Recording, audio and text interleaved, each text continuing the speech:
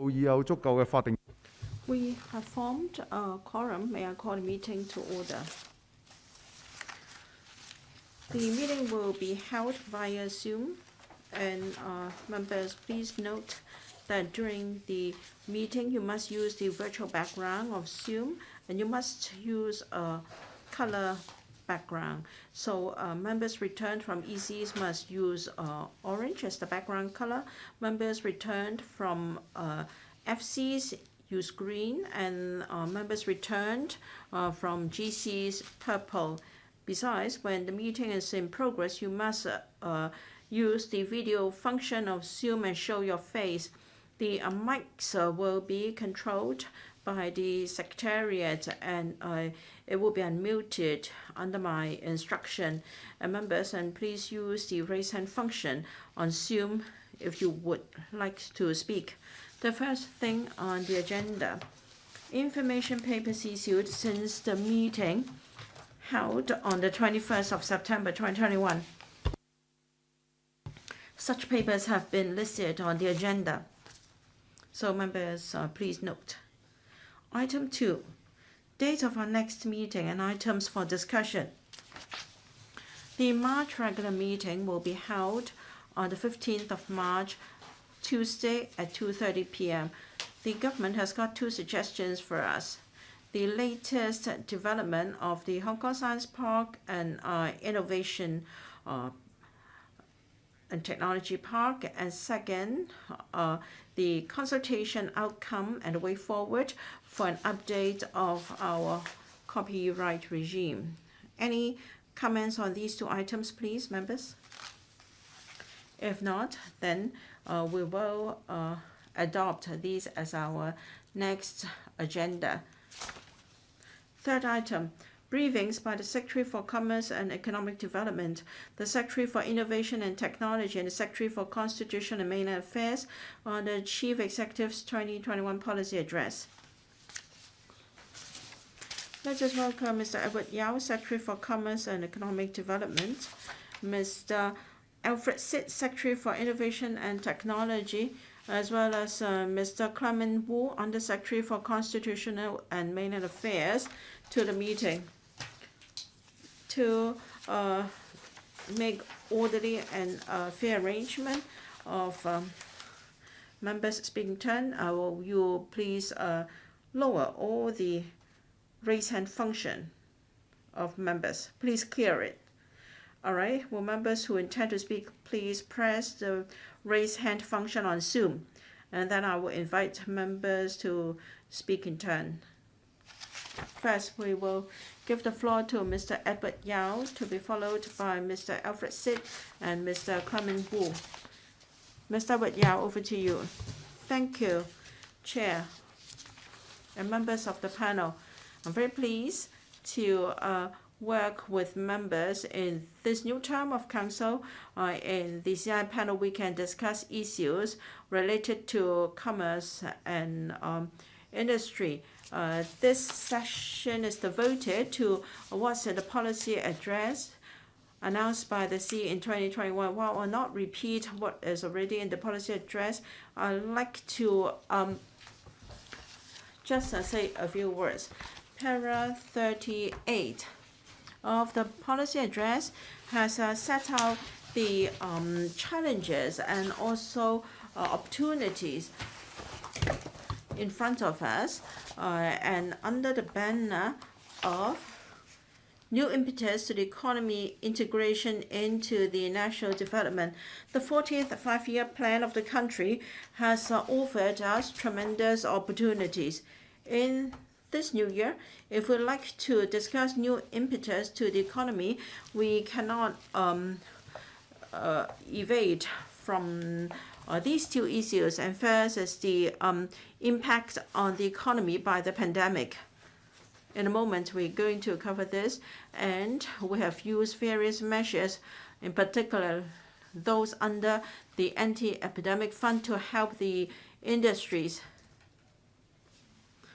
Meanwhile, we'll not overlook the medium and long-term development of Hong Kong's, our strengths, the international situation and opportunities offered by the country under one country, two systems.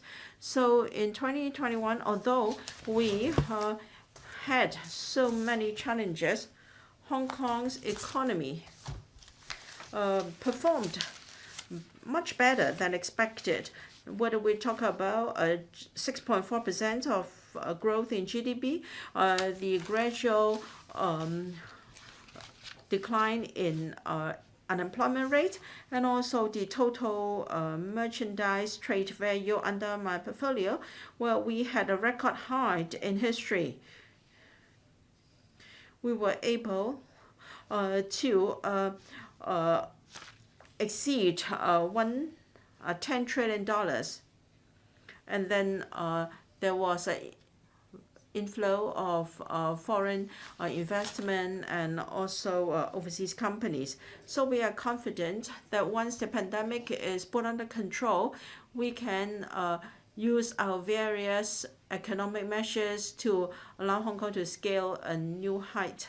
And then in the policy address, we have set out various measures to tie in with the 14th Five-Year Plan. For instance, as an international trade center, how we can capitalize on the dual circulation development pattern of the country, and how as a trade, as a culture and arts exchange center, we can promote our creative industries. And Hong Kong should be an IT hub, should be an IP trading hub. Now, we have started a public consultation on an update of our copyright regime that will end by this month, and then these measures will help our traditional industries as well as our new emerging industries. We will be able to maintain Hong Kong's business environment. I'm sure members will have a lot of suggestions for us, and myself and my colleagues are most happy to take questions from members. Thank you. Next, Mr. Sit. Good afternoon, members. I'm glad to attend today's meeting, which is to brief you on the 2021 policy address. Earlier on, together with my team members, by way of a Zoom meeting, we met with the logical members of the new term. Most members were in recognition of our efforts in promoting innovation and technology, as well as the policy initiatives in the latest policy address of the CE. They agreed that the new policy initiatives showcase the commitment of the government in promoting the sustainable development of innovation technology. I will give you more details about the initiatives. I will have a brief introduction, and then we can take questions from you. The policy address has set forward a number of forward-looking and breakthrough I&T measures so as to ride on our advantage and make use of the huge opportunities arising from the 14th Five-Year Plan, as well as the construction of the Greater Bay Area. So that Hong Kong will become an international I&T hub. There are three main points: providing land and infrastructure, further promoting R&D, enlarging talent pool, supporting startups, and taking a foothold in the GBA. First of all, land and infrastructure. A number of sites have been reserved for I&T development. We are consolidating the Hong Kong-Shenzhen I&T Park with the Lok Ma Chau Shentin area into the Shentin Technopole, giving us 240 hectares of land for this purpose. Together with the Shenzhen I&T Zone, we will get a Shenzhen Hong Kong I&T Cooperation Zone with 540 hectares. This will drive the international I&T hub development in the GBA. We are going to revive the Malaysia Reclamation Project and will make use of the land vacated by Sha Tin Sewage Treatment Works, giving us 88 hectares of land for R&T development. In Alfosan, we are going to build a landmark R&T set of facilities with a scale comparable to Cyberport to facilitate cooperation with Tianhai. And for Hong Kong UNCU, we are reserving land for R&D. We've invited the Hong Kong Science and Technology Park Corporation to consider having a second advanced manufacturing center. And then in promoting R&D and gathering talents, we plan to set up the InnoLife Health Tech Hub in the Loop with 16 life and health-related laboratories in the Inno-Hong Kong research clusters and 8 state key laboratories in the life and health disciplines as the basis. There will be a cluster of over 1,000 talents from both Hong Kong and overseas. The Hong Kong STP Corp will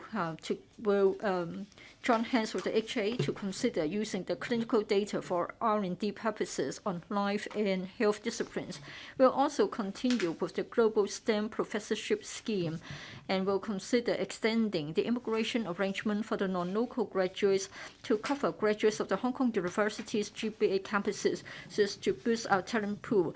Then we can take a deeper role in the development of the GBA.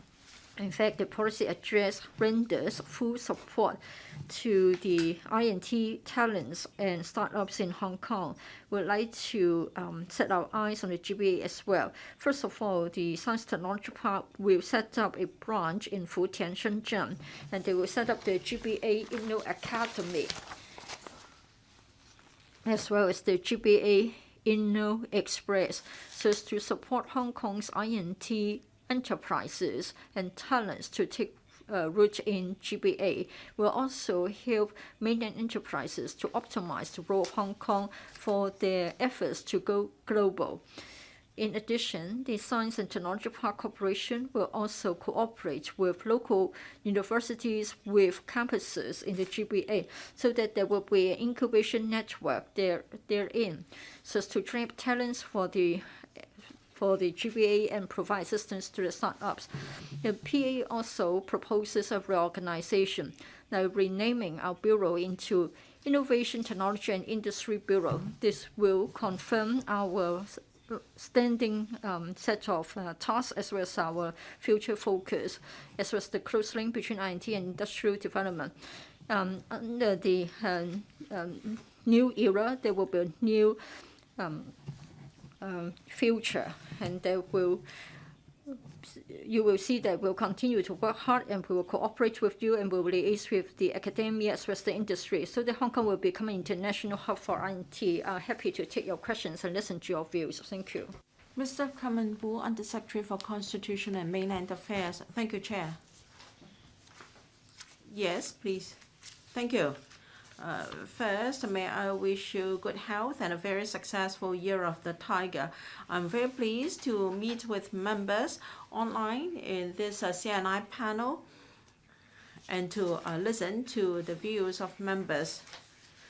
This term of the Council is the first returned after the improved electoral system has been put in place. I look forward to good cooperation and communication with members. As Hong Kong moves from chaos to order to prosperity, we'll work together with members to put into practice the principle of patriots administering Hong Kong so that Hong Kong can enjoy good governance and long-term stability. Today, I would like to brief members on the initiatives announced by the CE in her 2021 policy address last October, major initiatives for Hong Kong to integrate into the national development and enhance cooperation of mainland provinces and municipalities, and also an update. Outline of the 14th five-year plan for national economic and social development of the PRC and the long-range objectives through the year 2035 was adopted by the National People's Congress on the 11th of March last year. It ensures long-term stability of Hong Kong. It will enhance our competitiveness, and Hong Kong can better integrate into into the country's and overall development. Apart from the continuous support for Hong Kong in enhancing its status as an international financial, transportation and trade center, as well as a center for international legal and dispute resolution services in the AP region, The plan has raised for the first time the support for Hong Kong in 4 emerging sectors, namely supporting Hong Kong to enhance its status as an international aviation hub and to develop into an international innovation and technology hub, a regional intellectual property trading center, as well as hub for arts and cultural exchanges between Hong Kong and the rest of the world. And the policy address has worked out the work plan to achieve these goals, and a fact sheet setting out Hong Kong's strengths, present situation, strategy, and measures in respect of each of these centers was also printed. Relevant bureaus have formulated strategy and measures to seize the opportunities under the 14th Five-Year Plan and to communicate with the industries so that Hong Kong can be a facilitator and can be a participant in domestic circulation and facilitator in the international circulation. We need the concerted efforts of everyone in Hong Kong to enhance people's understanding of the 14th Five-Year Plan. We have produced and broadcast on local television channel or television program to introduce the positioning of Hong Kong under the 14th Five-Year Plan, as well as opportunities and facilitating measures brought about by the plan to Hong Kong in audience-friendly manner. We would like to encourage people to make use of the opportunities to integrate into the overall development of the country, and we should also take part in building up this high-quality GBA.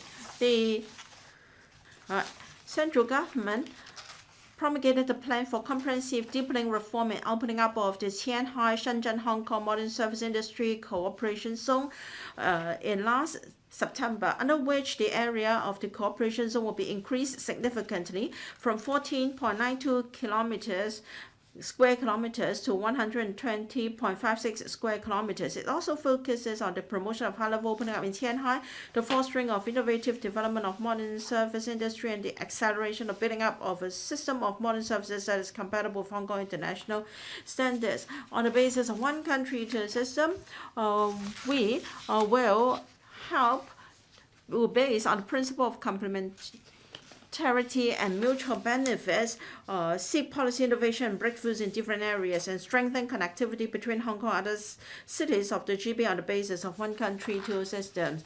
The CE announced in the last policy address that we're going to establish cooperation mechanism with the PPRD, Guangdong, Beijing, Shanghai, Fujian, SU, Hubei, etc.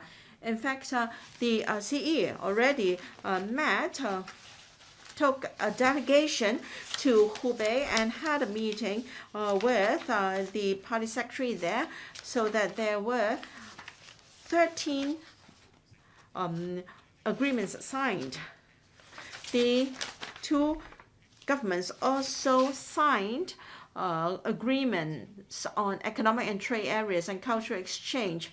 So far, we have established a cooperation mechanism with Pearl River Delta, Guangdong, Beijing, Shanghai, Fujian, Shenzhen, Hubei, and Macau. In fact, just last year, we have had cooperation meetings with the PPRD, GD, Shanghai, Shenzhen, Hubei, and Shenzhen. The government will proactively enhance cooperation with the mainland provinces and municipalities to play the role of a facilitator and promoter to open up more business and development opportunities for Hong Kong people and enterprises. The 14th Five-Year Plan supports better policies and initiatives for Hong Kong and Macau residents to live and work in the mainland. In the 5 mainland offices and 11 contact units of the government have been playing an important role on this front. Through the years, apart from promoting trade, facilitating investment, and providing support for Hong Kong businesses, our mainland offices also foster communication exchange of mainland provinces and municipalities in various aspects and provide support to Hong Kong people in the mainland. We will review the role of our mainland offices and the effectiveness of their work and examine the need to retitle these offices so as to better reflect their extensive duties. Now, on resumption of normal people flow between Hong Kong, mainland, and Macau. As a first step to gradually resume the normal cross-boundary flow of people amongst Hong Kong, Guangdong, and Macau in an orderly manner, the government introduced the Return to Hong Kong scheme in November last year. And then, since April last year, the scheme has been extended to other parts of the mainland to allow Hong Kong residents staying in the mainland, upon fulfillment of all the specified conditions, be exempted from compulsory quarantine upon returning to Hong Kong. And so far, more than 410,000 passenger trips have been made for people to return to Hong Kong. In addition, the government launched the Come to Hong Kong scheme on the 15th of September last year to exempt non-Hong Kong residents fulfilling all the specified conditions from compulsory quarantine when they enter Hong Kong from the Guangdong province and Macau. So far, the scheme has also been operating smoothly, and over 30,000 passenger trips have been made by non-Hong Kong residents. Under the scheme, with the full support of the central government, the Hong Kong SL government has been proactively pressing ahead with the resumption of quarantine-free travel of the mainland and has carried out substantial amounts of preparatory work, including conducting multiple meetings, either online or physically, with mainland officials and experts, as well as arranging visits by mainland experts. The government continued to adopt the anti-epidemic strategy of preventing importation of cases and spreading of the virus in the community and achieve dynamic zero infection. We'll strive to put the pandemic under control as soon as possible and increase the vaccination rate with a view to creating favorable conditions for resumption of normal travel of the mainland. Myself and my colleagues will be happy to take questions from members. Thank you. The floor is now open to your questions. I will allow members to take turns to ask questions. If time permits, there will be a second round of questions. Mr. Jimmy Ng, Elizabeth Quat, Martin Yeo, Eunice Yung, Mr. Chen Zhouheng, Jeffrey Lam, Wang Zhensek, Leung Ji-wing, Yao Tat-ken, Holden Chow, Leung Hei, Shin Dong, Dennis Lam, in that order. If anybody would like to speak, then please press the button to indicate your intention to speak. Now I open the floor to members. First of all, let's start with 5 minutes each. First of all, Mr. Ng. Thank you, Chair. Thank you, Directors of Bureaus. Everybody knows that for the past 2 years, our economy suffered from the impacts of the pandemic. And recently, we are being further struck by the fifth wave. So matters have worsened. Now, for the 90% guarantee product as well as the 100% guarantee product, I understand that on the 30th of June this year, they will come to an end. I just wonder if you are going to extend such programs under the SME financing guarantee scheme so as to make sure that SMEs have good cash flow. Mention has been made about reindustrialization. I represent the industrial sector. Other than renaming the Innovation and Technology Bureau, what about industrialization 4.0? Have you got a blueprint?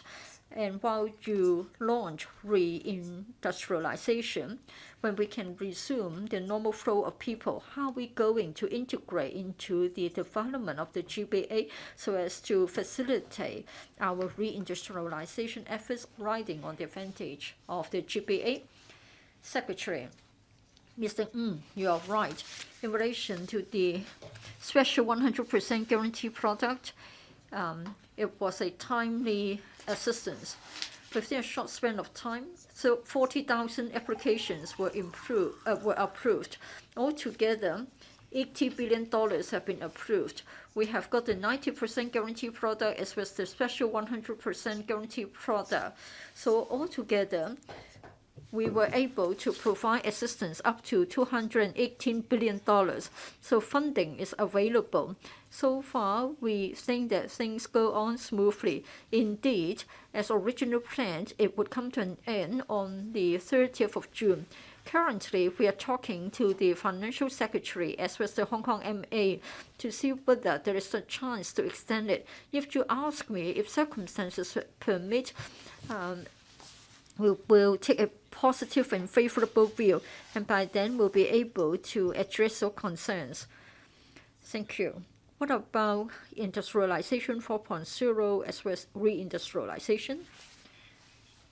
Yes, for us to drive reindustrialization, we have got a blueprint with 5 major directions.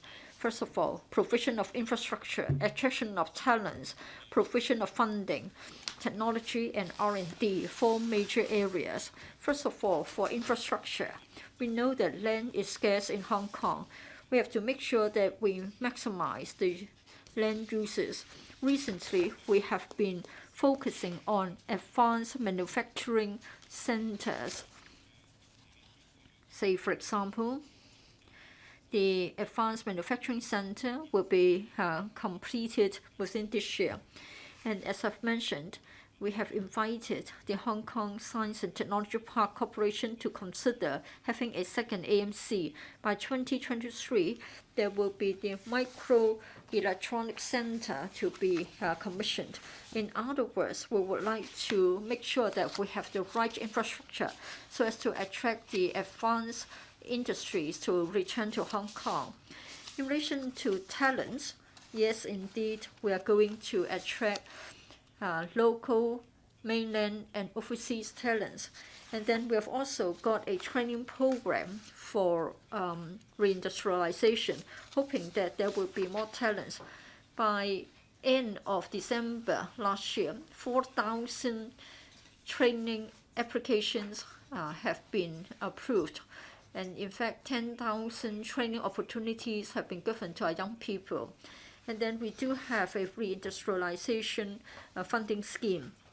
If our businessmen, if our entrepreneurs decide to come back to Hong Kong, then they need to incur a cost. We try to see how we can subsidize them. For the reindustrialization funding scheme, we got the approval of the LegCo, and it has been launched successfully. So far, 20 plus applications in relation to high-end and smart production lines will come back to Hong Kong. For each smart production line, the ceiling of subsidy will be $15 million, accounting to 1/3 of the overall application. In other words, if it is, we are going to cap the ratio of subsidy to 1/3 of the total cost, and we'll look at the needs for reindustrialization. We have talked to organizations, both locally and overseas, hoping that we can import the relevant technologies, including mainland enterprises. We do have cooperation with Wuhan, Hubei. We joined the CE in her visit to Wuhan, and in fact, we identified enterprises that could assist us in our transformation and reindustrialization. And then in Germany, again, we found that there would be providers that could offer excellent technologies for us. And then for R&D, we have got a number of excellent R&D centers in textiles, logistics, nanotechnology, etc. All of them have been rendering support to our entrepreneurs and manufacturers, and they could help in our reindustrialization process. Post-pandemic, we will do even more, but we're not going to hold back our efforts during the pandemic. Under the leadership of the CE, we have been talking to enterprises in the mainland and overseas, like in the area of pharmaceuticals, like in the area of logistics, aviation. Well, they are all very interested to come back to Hong Kong and take part in the reindustrialization process. We'll continue to work hard so as to attract more enterprises to come to Hong Kong, and then we can enhance our reindustrialization. What about integration into GBA? I hope Mr. Wu, the Undersecretary, can take the question. For GBA, well, whether GBA or other mainland cities will make good use of the 14th five-year plan, the GBA does provide excellent opportunities to us. Mr. Sit also talked about the business opportunities. For enterprises going to the GBA or other cities, if they need any connection with mainland institutions, or if they need any support, our Bureau will be more than happy to provide such assistance. Thank you. Next, Dr. Elizabeth Kwok. Thank you, Chair. Good afternoon, gentlemen. Recently, I have received inquiries from local enterprises mainland enterprises as well as the senior management of overseas companies headquartered in Hong Kong. They don't like what we are doing right now. We are not able to receive visitors, and local people also can't go overseas.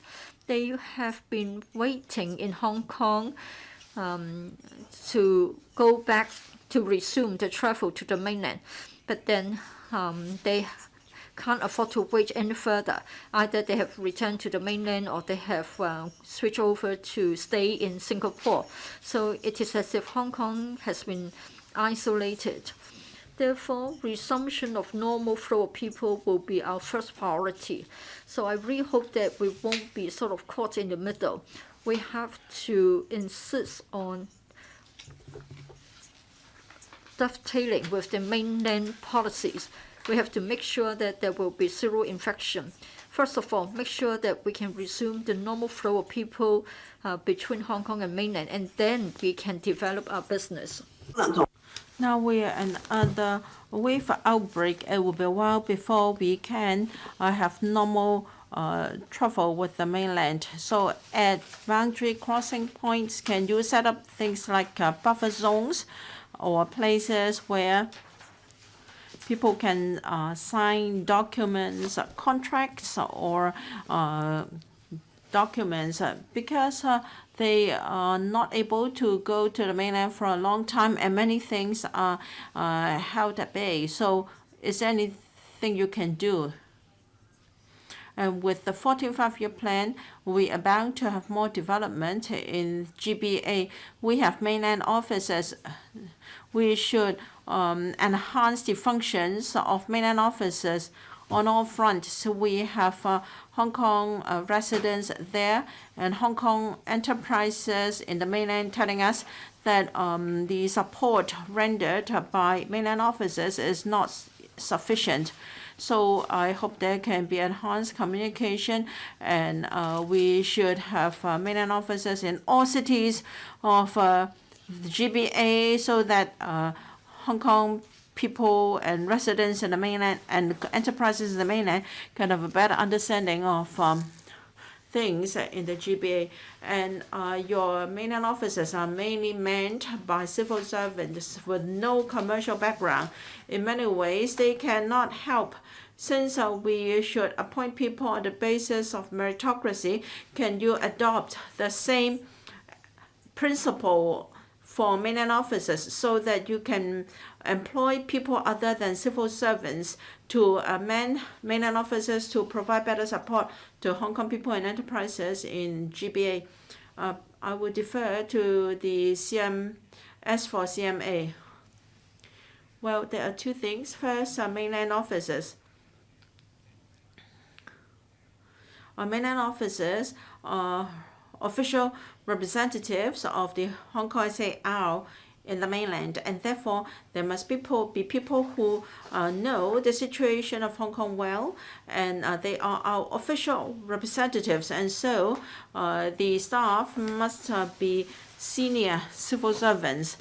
We've also employed local people there to help us to do liaison work, and our services are very comprehensive. For instance, we assist Hong Kong residents and enterprises to promote their business. We have also got people from the immigration department. If people have lost their Hong Kong ID card, they need any verifying documents. If they need help, we have various representatives to help. Let's see if the DS has anything to add. Yes, in her policy address, the CE mentioned that we will review the roles and functions of mainland officers. We would like to have suggestions from members, and mainland officers will also engage the views of Hong Kong residents and chambers of commerce there. Well, if you're already doing such a good job, we would not have received so many requests. So we hope that you can upgrade the functions and roles of our mainland officers so that they can help Hong Kong enterprises and residents there better. Now, we all understand that resuming normal travel with the mainland is on top of our agenda. So, is there anything where you can do so that without entering the mainland boundary, people can do some business and make applications for various documents, etc. Ms. Quat asked how we can improve liaison with the Guangdong province during the pandemic. We do appreciate members' concerns. Given that the pandemic is so serious, the priority is to put the pandemic under control first. But we've also approached the Commerce and Economic Development Bureau to see what further facilitation we can provide. And members, if you have any suggestions, please continue to relay your suggestions to either us or the Commerce and Economic Development Bureau so that we can have proposals that offer facilitation and convenience to members of the public. Thank you. Mr. Martin Liu.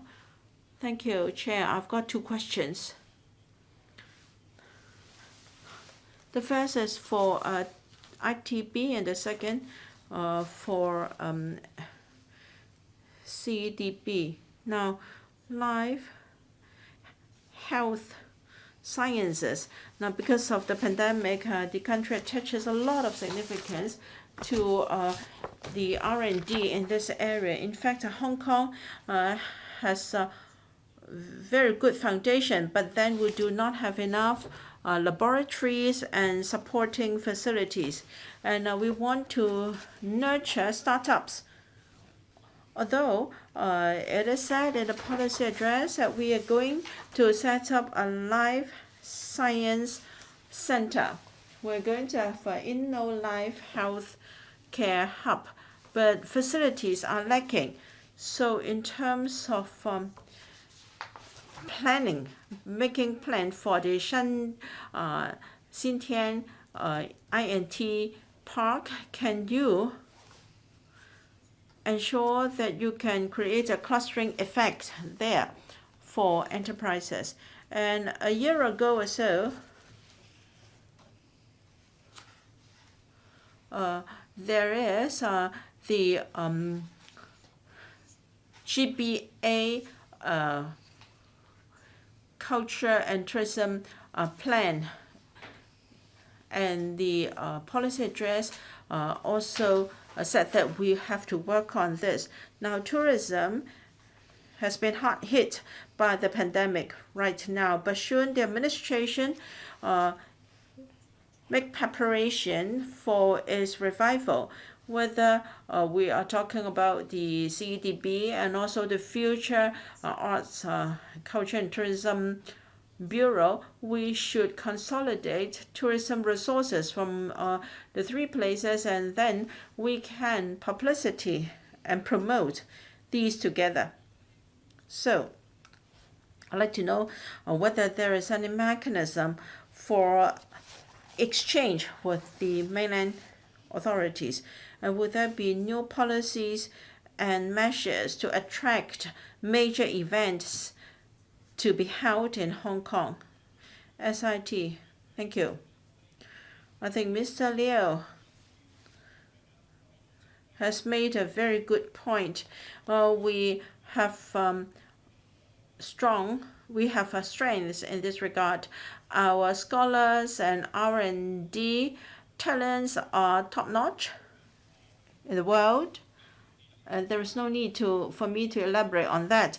We have top-notch talents in Hong Kong.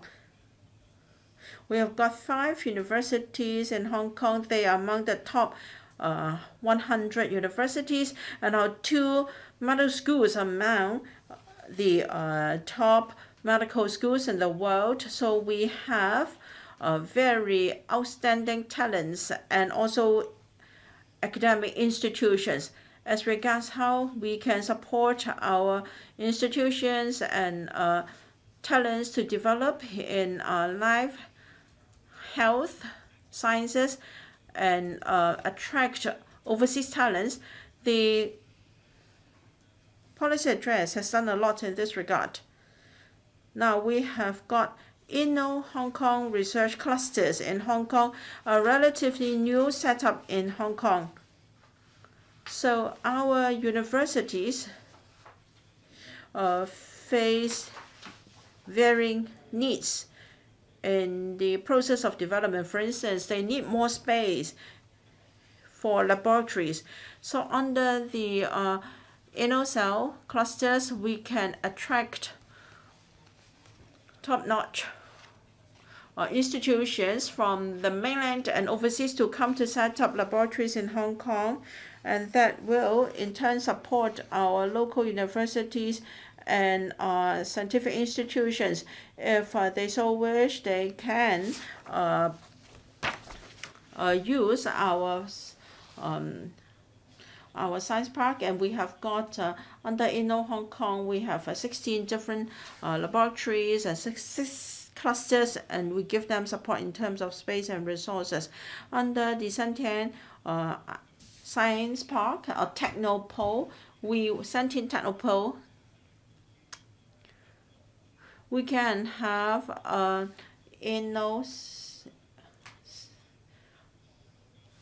health cluster. We will provide space for this new center to be set up. Shenzhen Technopole will give us an opportunity for more life, health, sciences related enterprises to be stationed there, and there will be more support for our Shenzhen Technopole.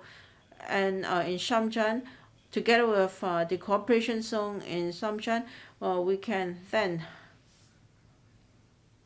make foothold in GBA. Thank you.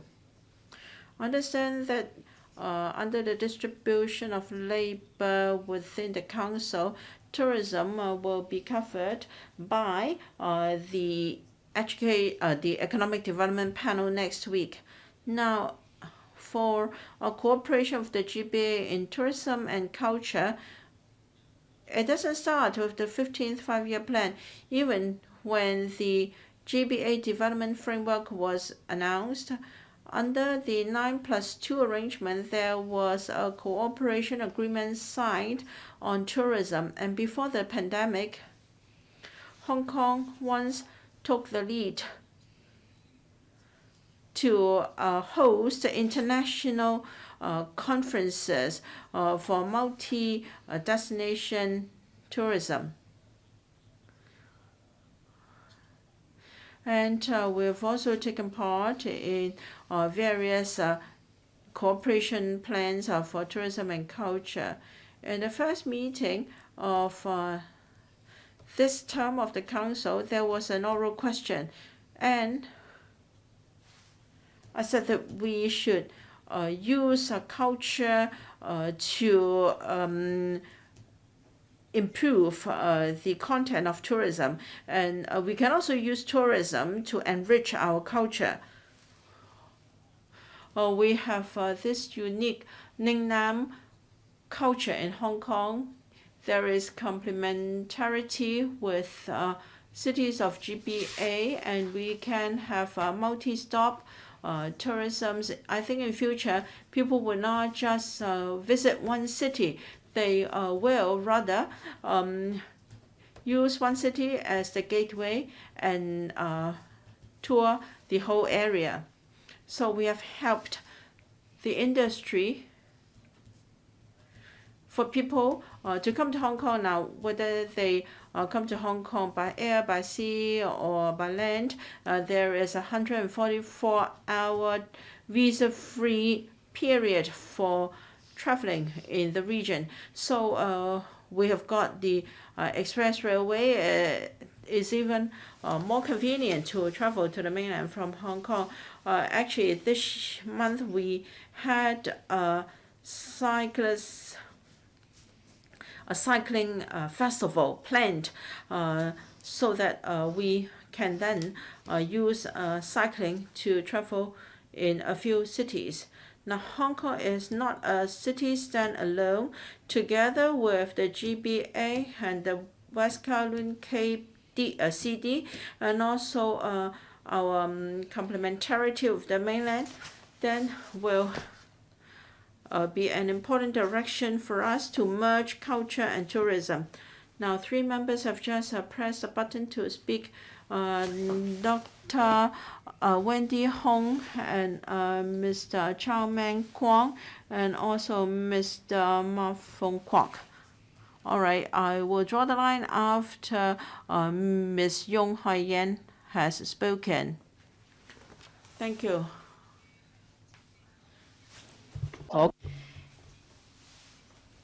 Well, a question for the SED in relation to the development of Hong Kong as a regional IR hub.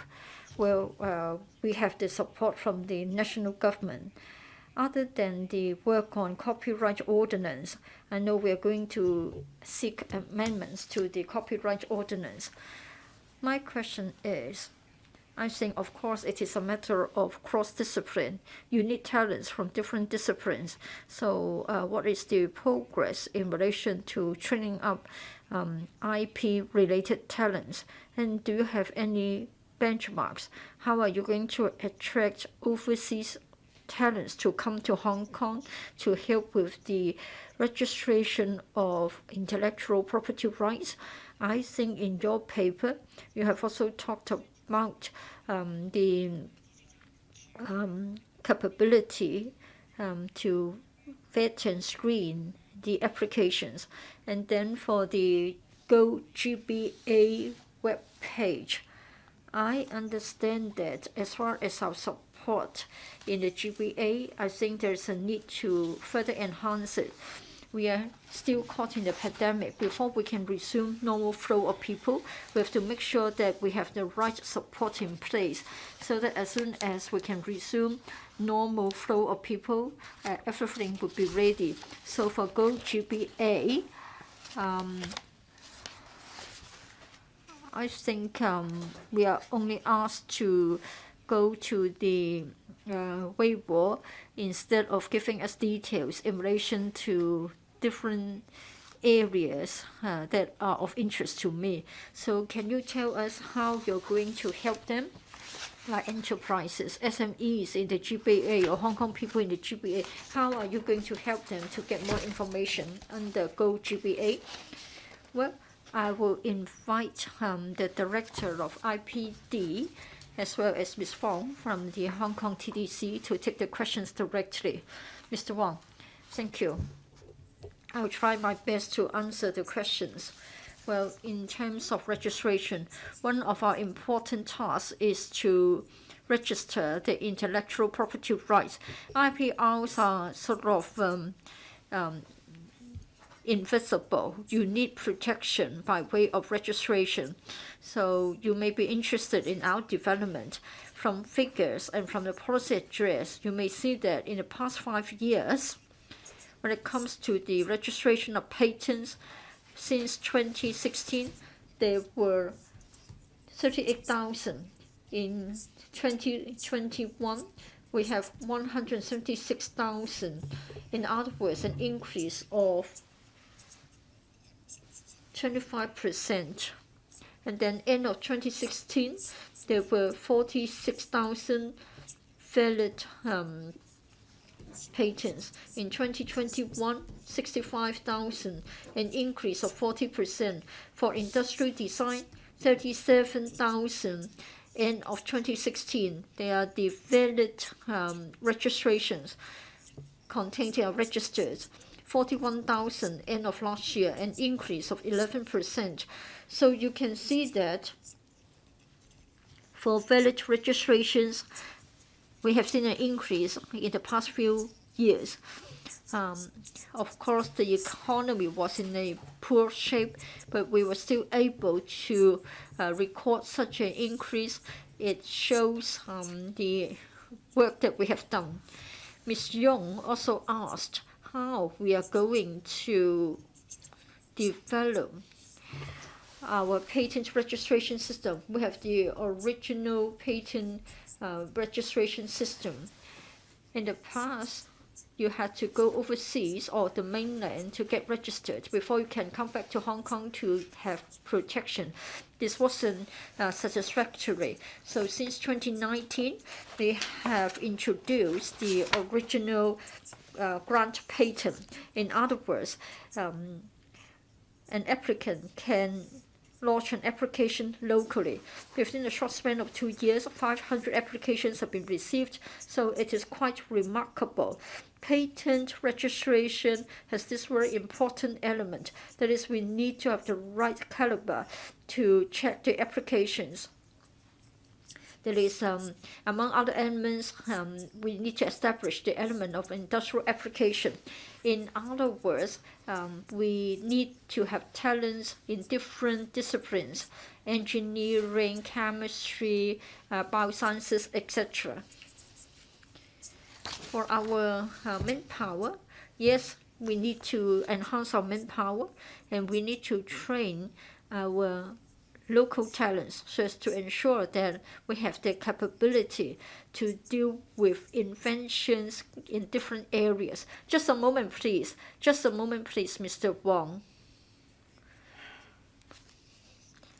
Well, we've only got 5 minutes for each member. And another question hasn't been answered, so we all need to be concise. Ms. Wong would need to answer the other part of the question as well. Well, the OGP has been in place for 2 years. 4,300 trainees turn up at our workshop so as to enhance their IP knowledge. Thank you.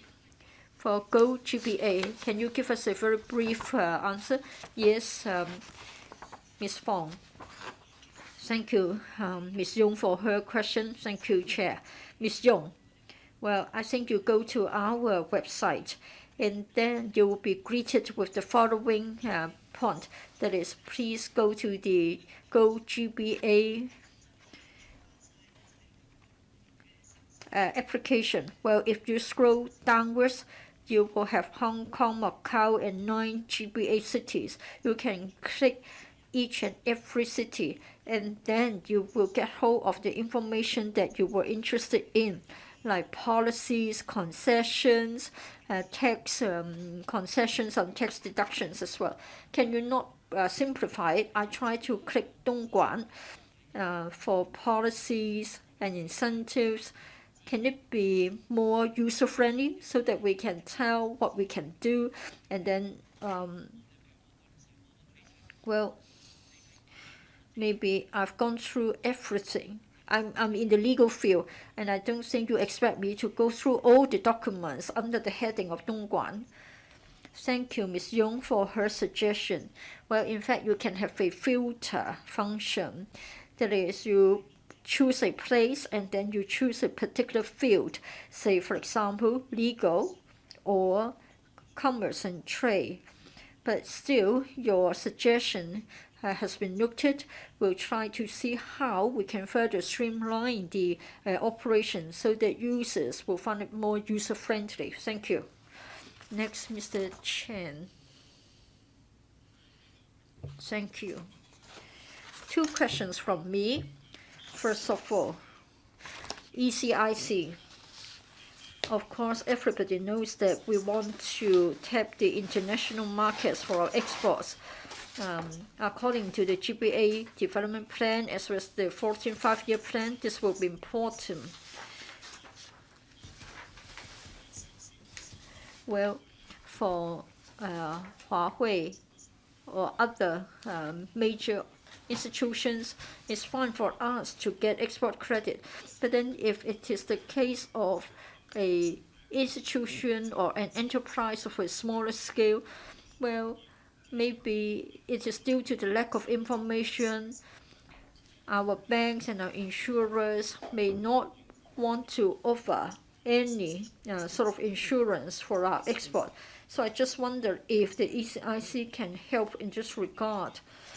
Can we not cooperate with mainland institutions, and will the Hong Kong government be more proactive and try to bear more of the risk so that we can have a larger coverage, because this is going to help with the growth of our exports. And then our industrial development. Just now, Mr. Sit gave us a briefing. He said that he will be launching reindustrialization in terms of smart production, etc. Well, we used to have traditional industries, but don't take a negative view. We used to build our success story on our traditional industries. It's all because we had labor-intensive industries, though gradually they were relocated to the mainland. Other than the production part, other elements are still in Hong Kong. What about toys, textiles and garments, clocks and watches? All such industries are such that we still take the lead globally. I wonder if you are going to render assistance to such industries. I'm afraid from what you have said in your speech, they are not going to get any help. So I just wonder if you can tell us how your bureau, especially when renamed, can come up with a policy to help such traditional industries as well. It is indeed important, because we hope that such industries can still flourish, because people are still buying our toys, people are still buying our garments. It is not that we don't have markets, it is not that they are sunset industries, but we do need innovation. And then for our competitive edge, I think it is no longer the case of having shop at the front and the factory at the back. I think with the innovation and technology hub, we have the GBA cities. So for such a sort of synergy, how do we compare with Singapore? So for reindustrialization, when you do restructure your bureau, you can also bear this point in mind and make sure that you won't leave out such industries. Mr. Sit. Sorry, Mr. Yang. I will take the first part, and then I'll just check with my colleagues to see if they have got anything else to add. For the ECIC, well, of course, we know that there are many challenges in the international landscape, in particular the US-China trade tension. We have done a lot more, in particular in helping our exporters. When it comes to the imports and exports, in fact, we have registered a growth. As I said in my opening remarks, we have record high figures. For the point made by Mr. Chen, I think he was saying that whether we could ride on the existing advantage. Maybe I can defer to Mr. Chong, responsible for the Hong Kong Export Credit Insurance Corporation. I mean Mr. Chiu, sorry, to tell us more about the work of the ECIC. Thank you. Well, in fact, mainland China is one of our important markets, taking up 32% of the share. And then the US market take up a similar share.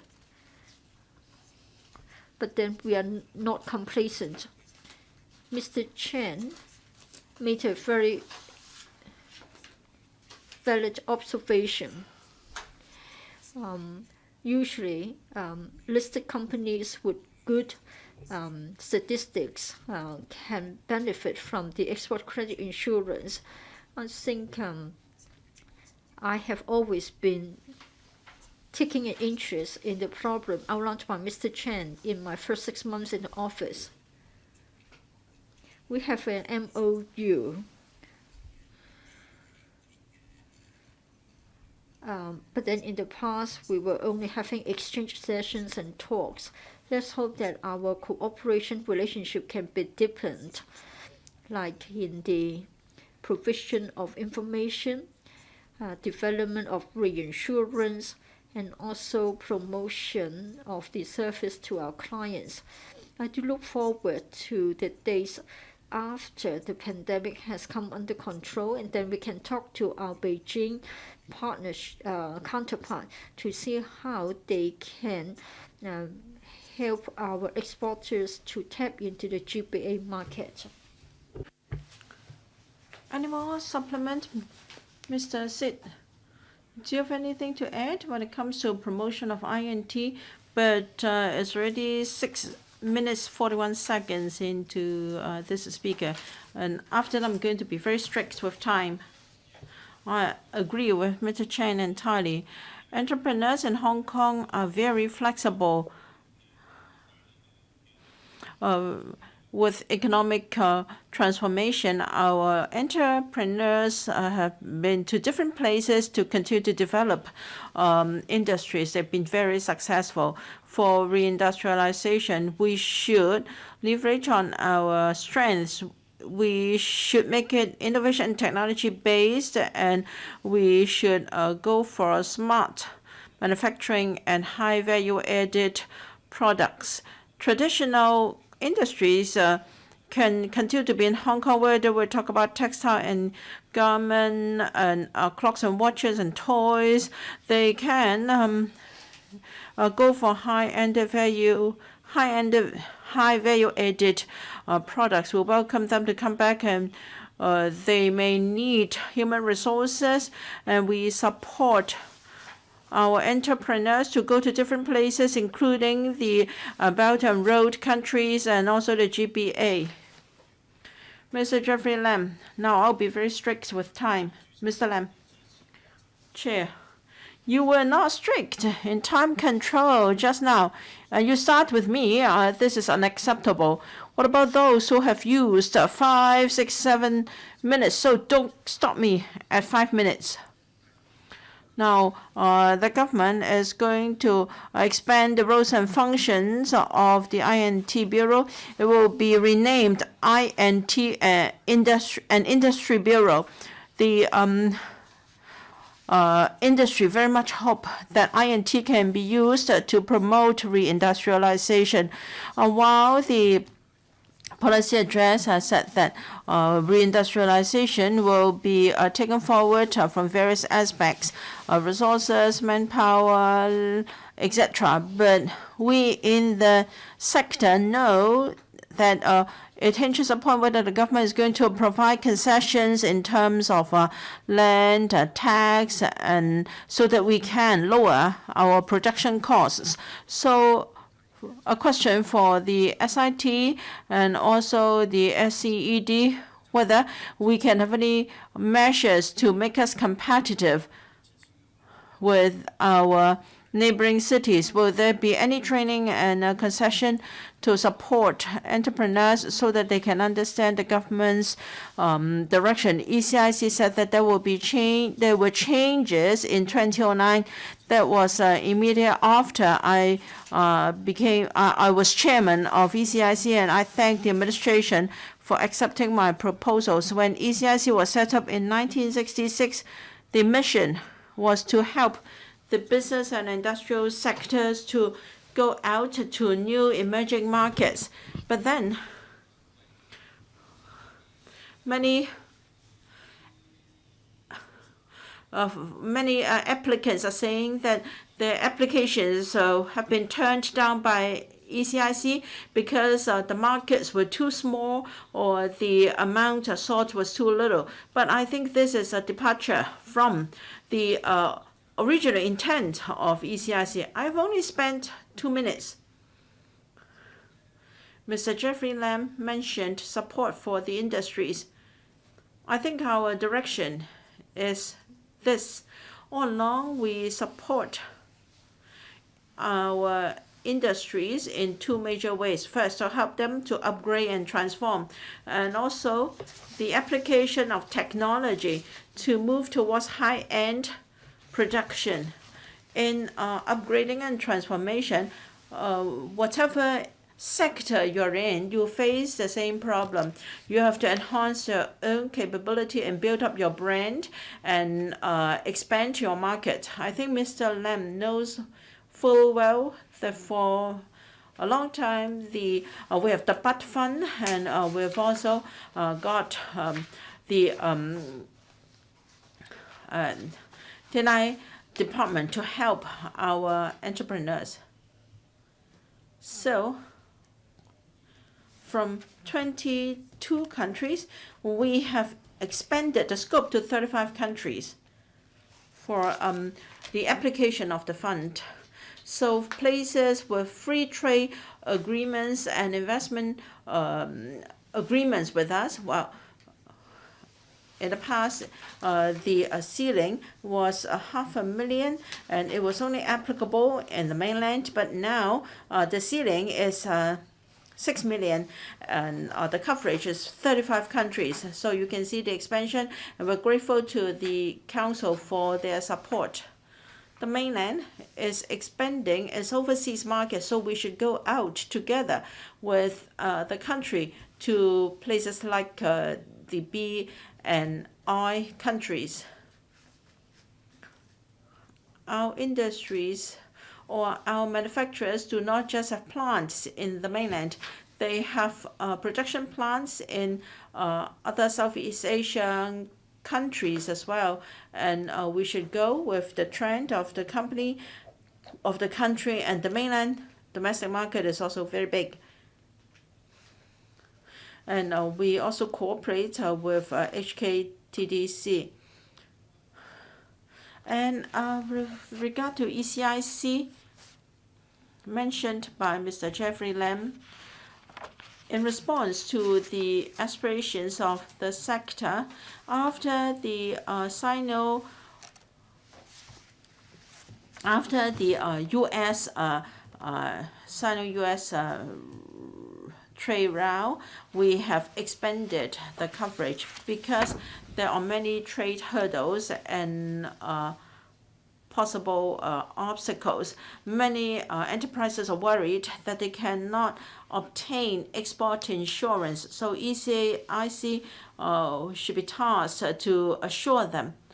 Since the trading volume gets bigger and bigger, these orders are good assets and can be used for getting credit expansion. So we've heard Mr. Jeffrey Lam's views. I'm sure Mr. Chiu from ECIC will think about his views. Mr. Wong Jun-shek. Yes, I'd like to ask about the positioning of accountants. Now, I said we provide professional services. In the GBA, we can complement their services. Hong Kong can play an important supporting role. In 2019, starting from 2019, Hong Kong lawyers can take mainland examination to practice there, and some sectors such as tax professionals, starting from 2021, they can go into limited practice in Qianhai. However, there is no similar arrangement for accountants. So I'd like to ask whether there is any intention on the part of the administration to assist accountants to join firms, accountancy firms in the mainland, or can they be partners in such firms? Because whether we are talking about overseas enterprises going into the mainland, they need the support of accountants. Since we have got CIPA, Close Economic Partnership Agreement with the mainland, every year in terms of market access, including trades and services, when there is any scope for further expansion, we will work with the relevant policy bureau. Take the legal sector as an example. While Hong Kong lawyers can sit for examination overseas, but when it comes to practicing there, we have made a breakthrough recently. The Secretary for, the DFJ has helped the sector to make some progress in terms of practicing in the mainland. Now, for the accountants, I think the FS and TB can liaise with the profession if there is any request for market access through bilateral discussions. And when there is a CITB discussions, we can be the bridge. So we are happy to consult the FS and TB as the first contact point for this profession to see how we can proceed. I understand that accountants, compared with other professionals, are already ahead when it comes to practicing in the mainland. As regards whether there are minor obstacles in the GBA, and whether we can expand more in the GBA, we'll try to see it. 位議員呢，就喺頭先我劃線之前，其實已經係撳咗掣㗎啦。In fact, we still have 9 members waiting to speak. We are supposed to end at 6 p.m. and Mr. Tan and Mr. Lee indicated the intention to speak after I've drawn the line, so I'm afraid they won't have the opportunity. Now, I can exercise my power as a chair to extend the meeting for 15 minutes. Beyond that, I need the agreement of members. So please control time better. Mr. Dennis Leung. Now, under the 45-year plan, we should develop Hong Kong into 8 hubs. But then because of the pandemic, we've lost already 1 or 2 years. And to set up these hubs, it's most important that we train the necessary manpower. Now, I'm from the labor sector. My worry is that we talk too much about importation of labor. If we do not nurture our own talents so that our people have good prospects, this is worrying. So, can there be a change so that the Education Bureau can start training semi-skilled and high-skilled workers starting from senior secondary? We used to import labor, but this is not what we like to see nowadays. Secondly, for IT people, now there is always subcontracting of government contracts, and frontline employees are subject to exploitation. So can you ensure that contractors that got government contracts can employ their own staff to safeguard the remuneration of the employees concerned? And whether we talk about registration and testing in INT, now because the time taken in Hong Kong is too long, enterprises would rather go to register in the mainland. So will the ITB do something so that we can have some development in this area? Thank you. Yes, we understand that talent is of paramount importance. So apart from attracting talents from overseas and the mainland to Hong Kong, we also attach a lot of significance in retaining our own talents. Take information technology as an example. How do we nurture our own people? With the support of the Council in the past few years, well, starting from primary to secondary to university education, at different stages, we offer support to nurturing of IT people so that we can go further. For instance, we have this interesting IT in primary schools so that schools can employ some contractors to run knowing more about IT program. And then in secondary school, we have IT laboratories, a similar scheme. And in universities, we have also heard similar comments. Undergraduates or graduates from STEM disciplines after graduation, perhaps they are not aware of the demands, manpower demands or opportunities in this sector.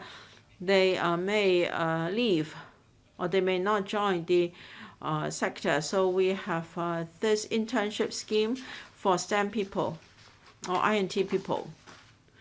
We support graduates and master degree or postgraduate students to have internship opportunities in INT companies to enhance their understanding.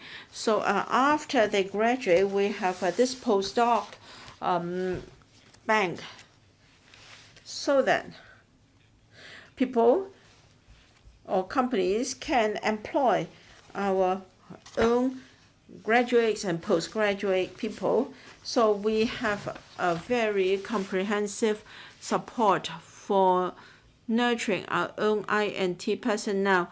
However, no matter how well we're doing in this regard, we being an international city should be prepared to attract the most outstanding people to work in Hong Kong so that the INT sector can prosper. So we have this global STEM professorship scheme. So we train our own people. We should also attract overseas personnel so that there can be collaboration with our local people, and then we can have a more vibrant in INT sector.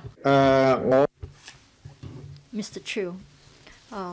Well, let me first talk about innovation technology. I'm grateful that the Bureau has done a lot. It is flourishing, over 4,000 enterprises and different funding schemes.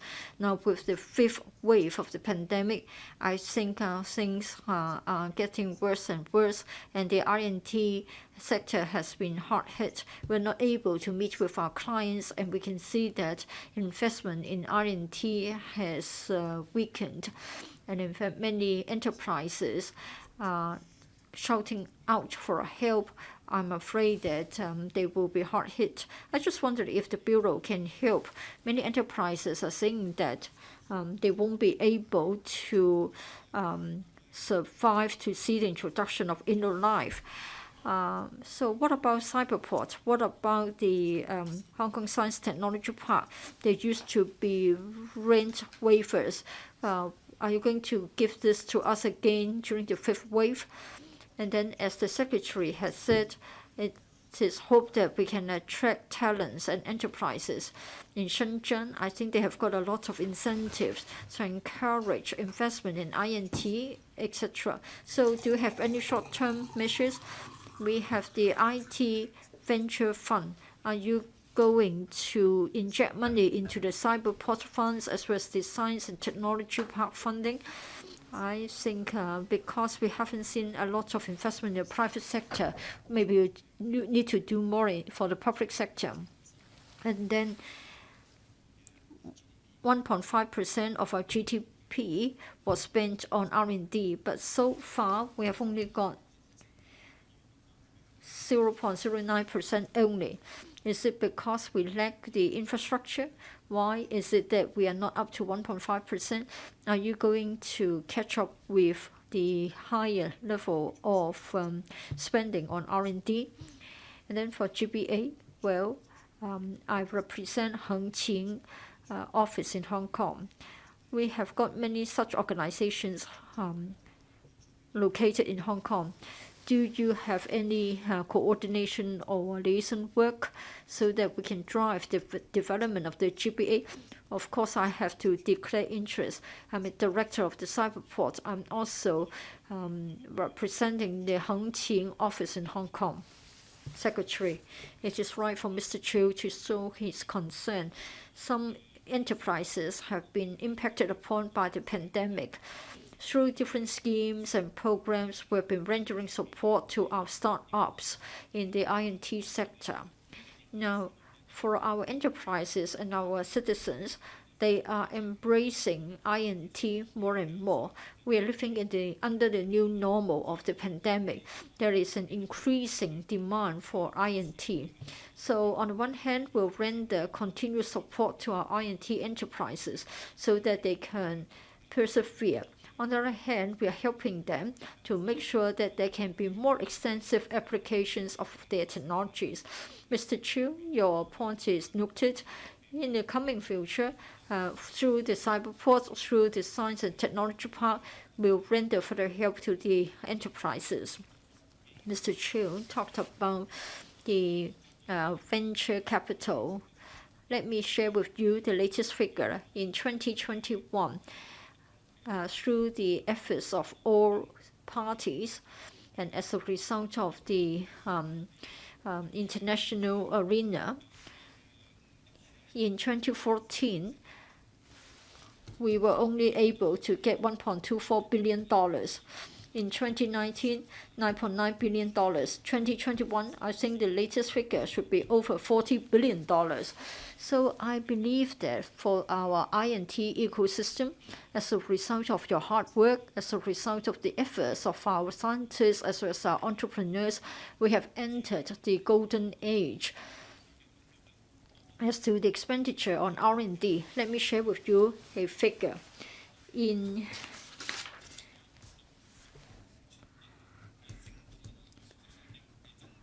We have seen an increase of 57% from $16.7 billion to $26.3 billion between 2014 and now. Of course, we welcome more spending on R&D. Mr. Chu, would you like to say anything? Yes, just want to add a quick point for the figures given. If you remove the top 5 enterprises, then you can see that we have got a decrease across the board. For the GBA development, I think we can only allow a written answer. Holden Chow, thank you. Can you hear me? Yes, yes. Thank you, Secretary. Let me talk about the progress of our reindustrialization. Probably Mr. Sid has heard me making the point many times. We really want to have reindustrialization. We want to launch Industry 4.0. We are grateful to the CE for highlighting this point in her policy address. So it has become a key topic in her policy address last year. If I may ask more specific questions about the future. For the Advanced Manufacturing Center, yes, of course, the Secretary is aware of my concern. We are going to have the first one in Chang Kwan O. As to the second AMC, for the second AMC, I just wonder if you can have it in Northwest New Territories, if circumstances permit. For Tuen Mun and Yuen Long, we are going to have better access to Qianhai. So if you can have the second AMC in Northwest NT, then there will be more job opportunities locally. Of course, reindustrialization will see a growth in the openings. And we need more jobs for the grassroots. So I want to make sure that the Secretary will note my suggestion. And then, do you have a target percentage to be taken up by manufacturing in our industrial sort of output? And then for reindustrialization, of course, we've been talking to stakeholders, including the Hong Kong Productivity Council. I'm grateful to the useful information. Many stakeholders have been telling us that Hong Kong is well placed to have semiconductors. Of course, we're talking about the new generation semiconductors. Some stakeholders have even said that they are happy to have pilot production. In other words, not at a mass scale, but then they may be having prototypes. They may be having samples to be produced in Hong Kong. So I just wonder if the Bureau can explore the feasibility. Of course, the best way forward would be as follows. Today, many colleagues have told us that they're concerned about reindustrialization. I'm grateful to Mr. Menga for his useful suggestions. So, Bureau, please consider our suggestions and try to sort of develop our ideas. Mr. Sit, thank you, Mr. Chow, for your questions. I think, as Mr. Chow himself said, he spent a lot of time and efforts in having exchange sessions with us and he has given us a lot of valuable comments. For the site location, the site selection for the second MC, we will certainly consider all possible candidate sites and then come up with a conclusion.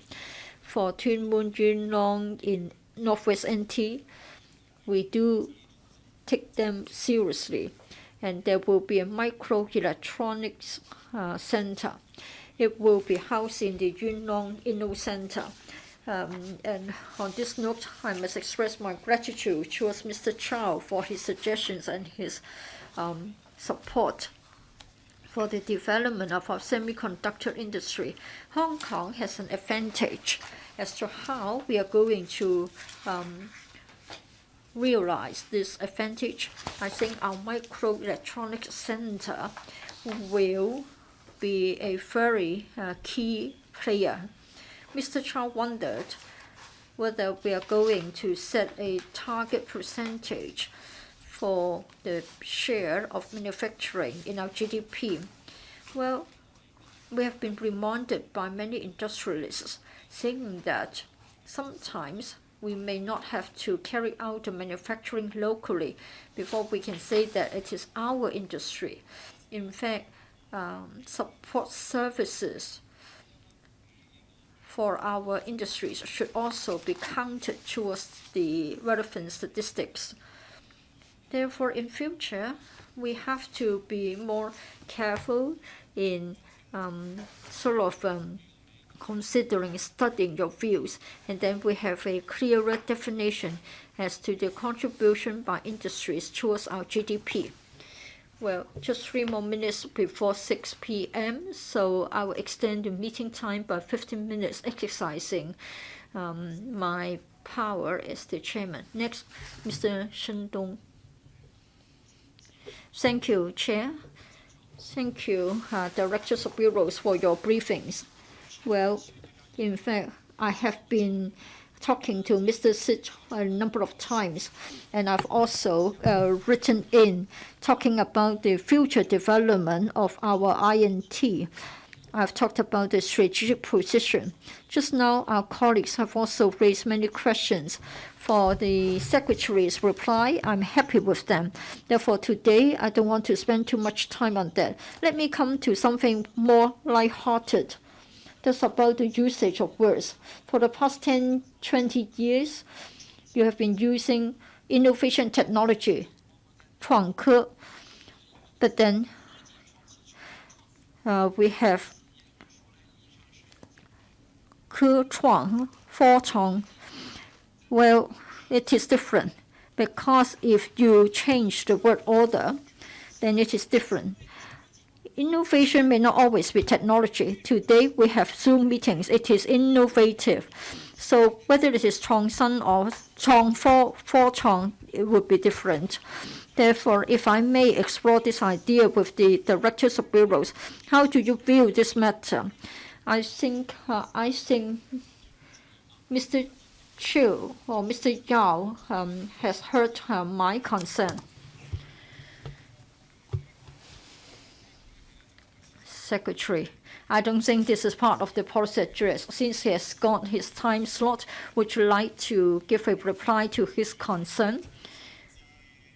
Well, I think this is very interesting, and it is sort of important to understand that for our Bureau, innovation technology, of course we have to promote technology.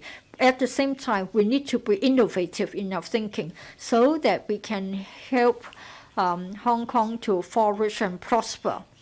And the improvements should not be confined to technology, but our living, our livelihood should also be improved as well. Therefore, it is about innovation and technology.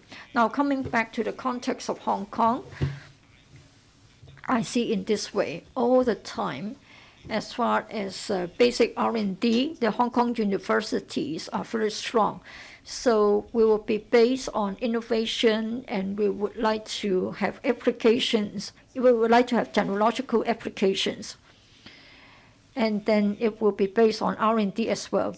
In future, as to whether there is a need to shift our focus to commercialize our R&D efforts into applicable technologies. So whether technology should take the lead or whether innovation should take the lead, well, I'm afraid for the time being, let's stay with innovation and technology.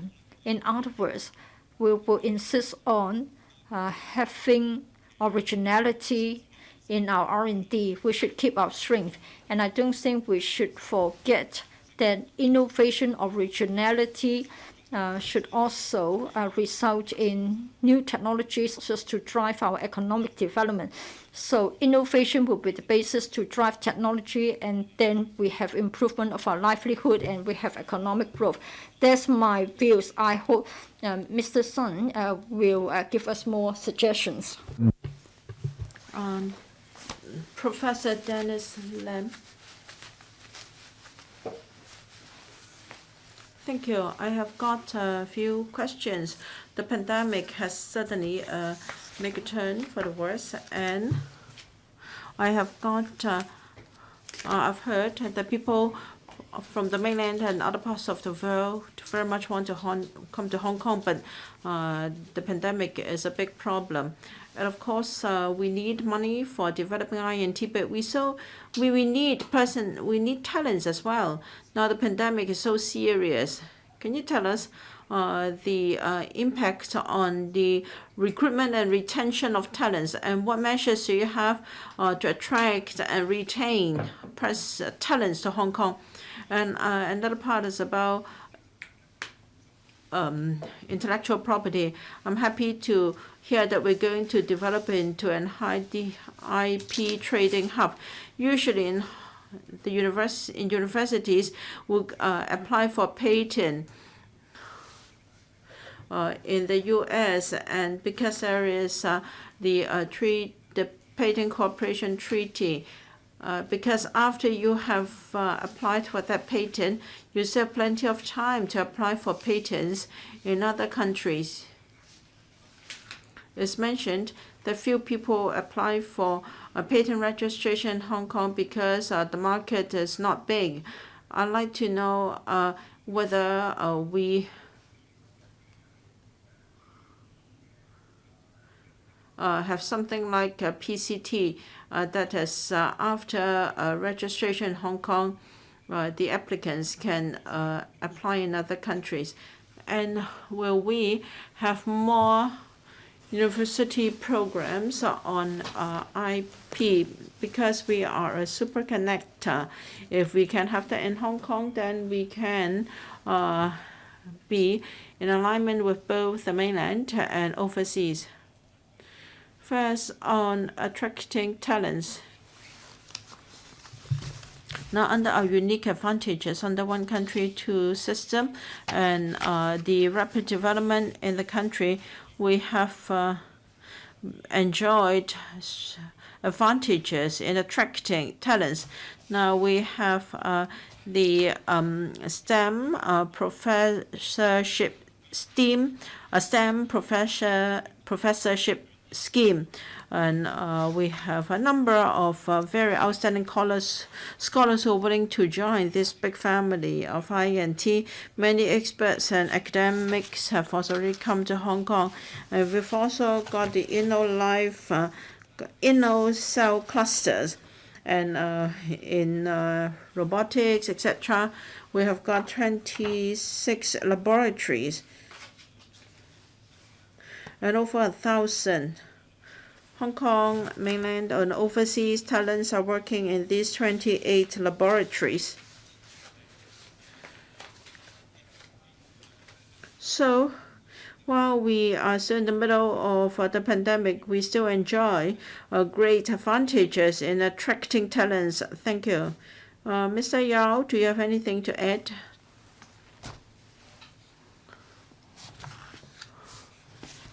Before the director of IP take Professor Lam's question, I'd like to say that now for registration of patents, very often they are territorial based. In the past, we only have a re-registration. People registered in the US, EU, and the US first before they re-register in Hong Kong. So this is far from desirable. So starting from 2019, we have the original grant patent scheme. And you may not be aware that the mainland, our country, has the greatest demand for IP. Their own patents and inventions have exceeded that of the US in terms of quantity. And so we have to catch up. And to be an IP trading hub, we should not just consider IP trading. There may be M&A, there may be mergers and acquisitions, and the whole, and also a relevant company business. So if we can develop into an INP trading hub, we have professional services. If we have a better copyright protection regime, then we can protect our professional services as well. Apart from the programs mentioned by Professor Leung, the director can supplement. We have a lot of international conferences involving IP being held in Hong Kong every year. Ms. Director, Mr. Wong, pause, please. Please mute his microphone. Yes, Mr. Wong, can you please pause? Already said we had to be very strict with the time is already 6:07. I've exercised my power as the chairman to extend the meeting by 15 minutes. We still have Dr. Wendy Hong, Mr. Edward Leung, and Mr. Chow Man Kwong, Dr. Chow Man Kwong, Ms. Lee Wyman, and Dr. Tan Yue Hang have registered the intention to speak. After I drew the line, even if we further extend the meeting by another 15 minutes, each can only have 3 minutes. If members do not agree, then we can only have 6 minutes left, and the 3 members who registered before I drew the line can only have 2 minutes each. So is there any objection if I extend the meeting further by 15 minutes? Okay. The 3 secretaries, is it okay if we end by 6:30? All right. Then we'll end by 6:30. So, Secretary, after you have spoken, I will count the time, see how much can be left for members. Mr. Wong. Thank you. Thank you, Professor Leung. Now for PCT, the country is a member. Under third country, yes, then people can apply for patents elsewhere. Now we have many cooperation initiatives. We have many conferences and seminars. and people can exchange views and focus on the needs of SMEs, we can enhance our understanding in IP rights. Now, 4 members have indicated the wish to speak, then each will have 4 minutes. If there is still time left, then Professor Tan and also Mr. Lee will each have 2 minutes. Dr. Wendy Hong. Yes, I'd like to talk about the FTA, which is an important impetus for promoting globalization. Of course, Hong Kong should join this, but I think there are 2 sides to the coin, because many PTAs are deepening. They promote cross-boundary investment and will cause a redistribution of global value chain. Is a double-edged sword. Now, in Hong Kong, we have polarization. We have the downward movement of the middle class and the wealth gap. I think to a certain extent, these are related to globalization. Of course, that's not unique to Hong Kong. Many places with globalization face similar problems. And as a result, globalization has backfired. So while we sign FTAs, we must make formulate measures to make up for the adverse impacts, because FTAs may cause some of our industries to be phased out sooner. So we have to consolidate and strengthen local development. We should, while we help our enterprises and talents to go global, we should also attract other enterprises to come to Hong Kong. Thank you. Thank you. Mr. Yao, I agree that FTAs are not a panacea. We have to consider the content of FTA, for instance. Among the many FTAs, the most important one is CITB, the one made with the mainland. As Dr. Hong said, there are 2 sides to a coin. When we let local enterprises to go into the mainland, of course, their enterprises will also compete with us. So in the past 3 to 4 years, we have signed 2 main FTAs, one with ASEAN, because ASEAN is a close trading partner of Hong Kong already. But compared with the mainland,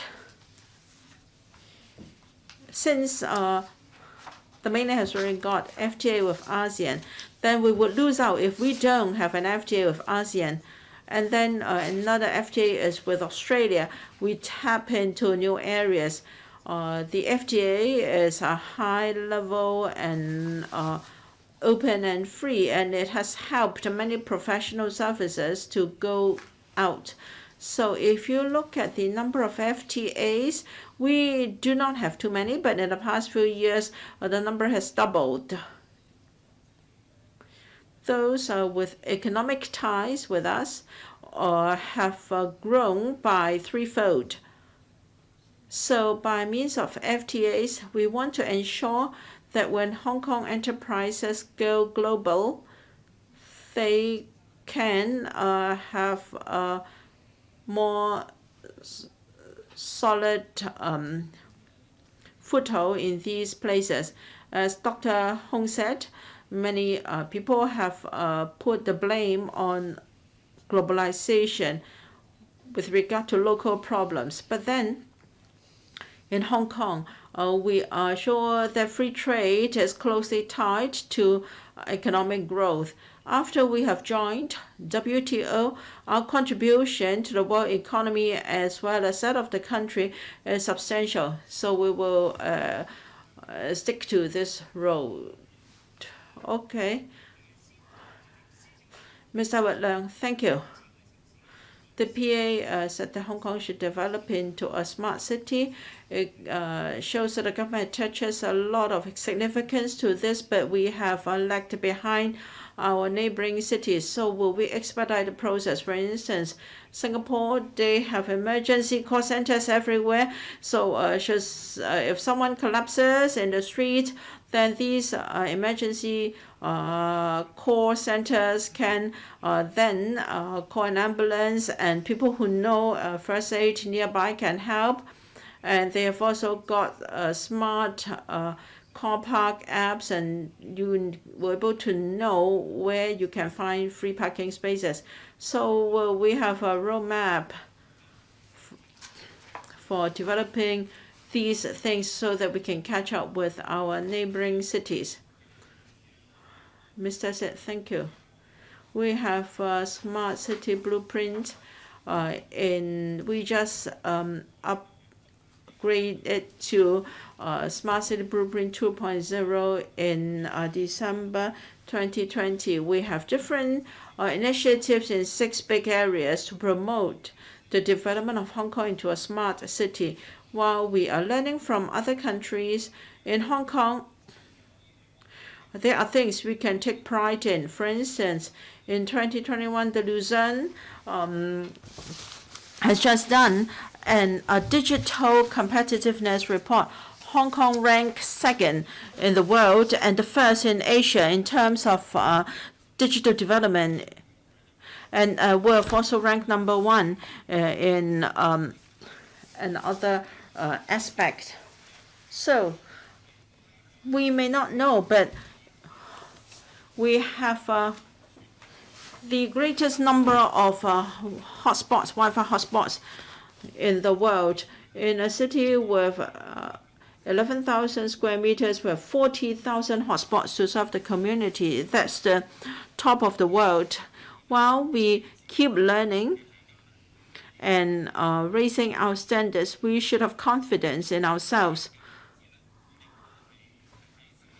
Hong Kong's development as a smart city is really not too behind. Actually, in some areas, we are taking the lead. Of course, we cannot be complacent. We should learn from Singapore and also mainland cities so that we can even do better in terms of building a smart city. Thank you. Next, Mr. Chow Min Kwong. Thank you, Chair. A question for the SCMA as well as the SED. Well, for the 14th 5-year plan as well as the dual circulation, if we are to make use of the opportunities, we need to understand how Hong Kong people are faring on the mainland. Well, we lack figures. Even if you can give us figures, it is as far back as 2013, 2019. Or if you only have estimates, or you only get figures concerning the movement of people, you don't have a good idea about how Hong Kong people are doing on the mainland, how Hong Kong enterprises are doing. I think according to the National Statistics Bureau, 370,000 Hong Kong people are living on the mainland. But we don't know about the aspirations of our entrepreneurs there. We don't know about the size of the funding. So perhaps the CITB must get the figures right. We have to make sure that we know accurately how people live, work, and do business on the mainland. Otherwise, even if we are to inject more money into this area, it will be going down the drains. Secondly, I just wonder if you can provide a one-stop service by way of a mobile application so that people from Hong Kong living in different mainland cities can readily get help. You want people to go to live and work or retire on the mainland, but then they lack a sense of security. I think if you can have a mobile application and by pressing a button, they can ask for help from Hong Kong, or they can get the information to show them where the opportunities are, then they will feel secure. SCD, maybe I should defer to SCMA.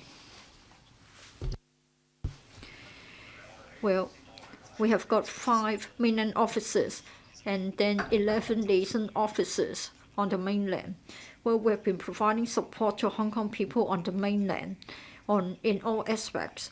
They have been turning to us for help, covering all sorts of areas. When they ask for our assistance, say when they want to acquire properties on the mainland, if they encounter difficulties, then we will take up the matter with them by referring them to the relevant mainland authorities. And then if we have Hong Kong people organizations or chambers of commerce holding any activities on the mainland, we do render our support, like in Wuhan, Hubei, Hong Kong business organizations will always have the support of the relevant ETO. Sometimes we also give some financial assistance, though not a huge sum. Recently, they are not able to return to Hong Kong. If they're interested in any infection control information, then our mainland officers, our liaison units, will be sharing the information with them by uploading the information onto our website. And then prior to their arrival in Hong Kong, they may have queries about their vaccine bubble arrangements, even though they have already got 2 jabs. I just wondered if our Deputy Secretary would like to add to my answer. I think you can only provide written answer. Time is up. 2 other members would like to ask questions. Mr. Tan Yueheng and Mr. Lei Weiwang. Well, in fact, we drew a line before you indicate your wish to speak. But today, I think by extending 15 minutes and then another 15 minutes again, so I give you 3 minutes each out of a discretionary consideration. Mr. Tang first. Thank you, Chair. Thank you, public officers. Thank you for your time. First of all, we're in a digital age. I want to know more about the GBA platform. Can you tell us whether you have a roadmap or blueprint for our digital development? I know that we rank 2nd in the World Digital Competitiveness, and for World Talent Ranking, we rank 1st in terms of readiness. But then what about attraction of the relevant talents? Hong Kong is an international city, and we have to integrate into the national development of China. Sometimes we may be faced with a difficult choice, and we haven't had the resumption of the normal flow of people. Chair, for the first question, I would defer to Mr. Sit so that he will answer both questions. First of all, for the questions asked by Mr. Tang, that is our achievements and our ability to attract talents. Well, under one country, 2 systems, we are the most internationalized city in the country. And our economic development is good. This is our strength. Therefore, we are well placed to do better, in particular in terms of attraction of talents. But then, as the policy address has mentioned in paragraph 37, we need to enhance the dissemination of government information and enhance our ability to explain our positions. We have good policies, we have relevant policies, but then owing to one reason or other, we may not be doing the best in disseminating the information or explaining ourselves. So there's room for improvement. I look forward to more cooperation with members, including Mr. Tang. We are humble, we are willing to make improvements. We are unique in our strengths, we are well placed. We hope that we can explain our story to the local citizens better, so that we can boost the public confidence. For our digital capability, of course, will tie in with the national development as well. Mr. Lee Wei-Wang. Thank you, Chair. I would like to thank everyone for spending time here. One question and one suggestion for the ITB in relation to the technology vouchers. For SMEs, there is a cap of $600,000. I think it is for the sake of enhancing efficiency, and it has been of great help. But then, in the process of application, you need to get quotations and you ask the suppliers to sign to prove that they are not colluding to set the prices. It is difficult. Some suppliers may not be willing to take part if they think that they are not going to win the contract. They will, and then many applicants have told us that they may fail in the application or they don't get fully what they have been applying for. So I wonder if there's an appeal mechanism so that, of course,